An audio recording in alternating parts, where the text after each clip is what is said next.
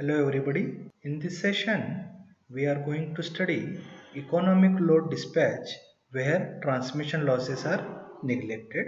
So basically, what we want to do is we want to derive the expression for economic load dispatch in a thermal power plant where many units are connected in parallel, and exactly we want to determine how much power will be generated by each unit, and we are considering the case where transmission losses are neglected. Now when we say a unit in thermal power plant, then it means a boiler, turbine and a generator.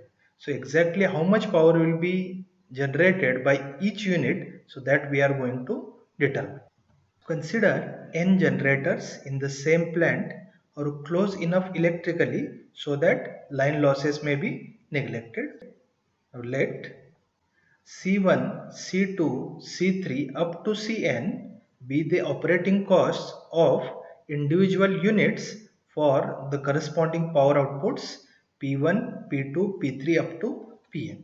So basically what we are considering here, we are considering total n units in thermal power plant which is generating a power from P1, P2, P3 up to Pn, and whatever cost is there to run that particular unit, that is assumed as C1, C2, C3 up to Cn for n unit. Now when we say the operating cost, so basically it means the fuel cost, because as we know that in thermal power plant main cost is due to the fuel, that is the coal, oil or natural gas that is used for generation. Now total cost, let us denote it by capital C. Now PR is the total power received by the plant bus and transferred to the load. So in this case, as we are neglecting the transmission losses, whatever generation is there, total generation, so that will be equal to the total demand, that is PR. Now total operating cost can be determined as C equal to C1 plus C2 plus C3 up to Cn, that is equal to summation I equal to 1 to n Ci. So I is nothing but the unit from 1 to nth unit. Now total power demand is PR and total power generation is P1 plus P2 plus P3 so on up to Pn, that is equal to summation I equal to 1 to n Pi. So what does it mean? That total generation should be equal to the total load. So as we are neglecting the losses, so there is a no term of loss here. So our problem, it can be stated as follows. We want to minimize the operating cost, that is given by C equal to summation I equal to 1 to n Ci, subject to constraint PR minus summation I equal to 1 to n Pi equal to 0. So this is our constraint. Total generation should be equal to total load. So rearranging this equation, we can write as PR minus summation I equal to 1 to n Pi, that is equal to 0. Total demand PR at any instant must be made by total generation. So that is written here. Equation 2 is a equality constraint. This is a constraint minimization problem. So here what is our objective? We want to minimize the cost subject to this particular constraint.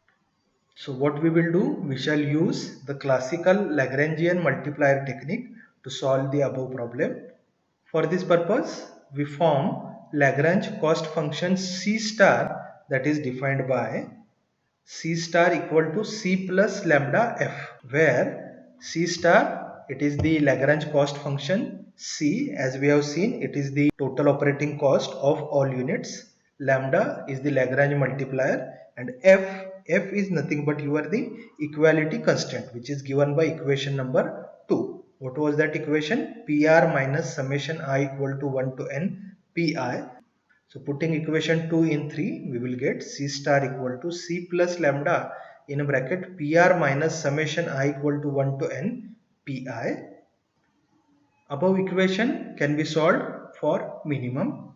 Now recall the fact, if you have a function y equal to fx, and if you want to determine for which value of x y is minimum, then what we used to do, we take the first order derivative dy by dx and we equate to 0 and solve the equation to get value of x for which y will be minimum. So same thing we have to do here, but here instead of taking the ordinary differential equation, we need to take the partial differential because of the fact that we have more than one variable. So daba c star by daba pi equal to 0. So we need to solve this equation. So C star already we have written C plus lambda in bracket PR minus summation I equal to 1 to n pi, and we have to solve this equation for minimum, that is daba C star by daba pi equal to 0. So if you take the partial derivative, so daba C star by daba pi will be equal to daba C by daba pi plus lambda daba by daba pi of PR minus summation I equal to 1 to n pi, and we have to equate that to 0. So this is for I equal to 1, 2, 3 up to n, because there are total n units in thermal power plant. Daba c by daba pi as it is plus lambda as it is. Now partial derivative of PR with respect to Pi. Now what is PR? PR is nothing but the power demand or load. And what is PI? PI is the power generation. Now we know that load in a power plant does not depend on the generation. So therefore if you take derivative of PR with respect to PI, then it will be 0 minus differentiation of Pi from 1 to n with respect to Pi from 1 to n, so it will be 1. So we will get this equation. Now if you simplify this, we will get daba c by daba pi equal to lambda, or daba ci by daba pi equal to lambda, that we can write. Now since ci is the function of pi only, the partial derivatives becomes full derivative, because cost of say first unit, it will be depending on the power generation of first unit. Similarly, cost of the second unit will depend upon the power generation of the second unit, and so on. So we can replace this partial derivative with the full derivative. So we can rewrite this equation daba ci by daba pi equal to dci by dpi. Now substituting this value here, what we will get? Condition for optimal operation, that is minimum cost operation, is that dci by dpi equal to lambda. Now we can write this equation from I equal to 1 to n. So finally we will get the condition for optimum operation, dc1 by dp1 equal to dc2 by dp2 equal to dc3 by dp3 equal to so on up to dcn by dpn, that is equal to Lagrange multiplier lambda. So rewriting equation number 4. So what is dc by dp? It is the incremental fuel cost.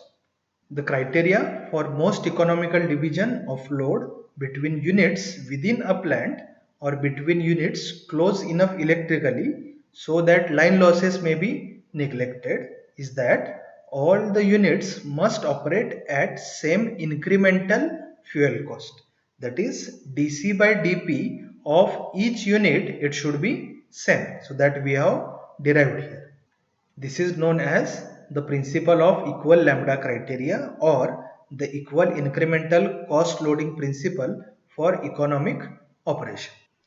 So how many equations we have from equation number 4? So we can rewrite equation number 4 as dc1 by dp1 equal to lambda, that is first equation, dc2 by dp2 equal to lambda, that is second equation, and so on up to dcn by dpn equal to lambda. So that will be nth equation. So total we have n equations available from equation number 4, and there is additional equation, that is the constraint equation of equation 2. What is equation 2? Equation 2 is PR minus summation I equal to 1 to n pi equal to 0. That is the equality constraint.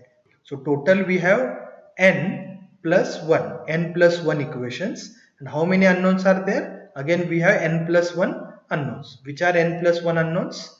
Total power generations from each unit, that is P1, P2, P3 up to Pn. So total n unknowns, and Lagrange multiplier lambda, that is one more unknown. So we have n plus 1 unknown, and to solve n plus 1 unknown we have n plus 1 equation.